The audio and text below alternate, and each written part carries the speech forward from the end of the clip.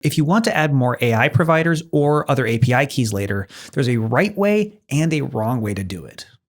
Don't paste API keys into the OpenClaw chat. They end up stored in your conversation history files on the disk. If someone else gets access to your server, those keys are just sitting there in plain text. The right way is to go into your hosting or Docker manager and then manage your project.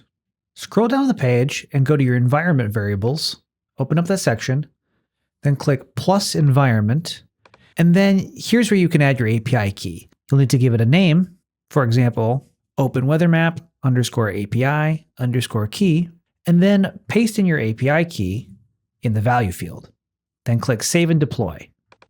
Environment variables keep your secrets out of chat logs and config files. This is what the OpenClaw security docs recommend. You'll get a little loading indicator showing that the deployment is working. And when it finishes, you can open your Telegram and simply tell your bot that you added new keys to the environment variables and then ask it to test it out. Here you can see I was successfully able to pull the weather forecast for Barcelona.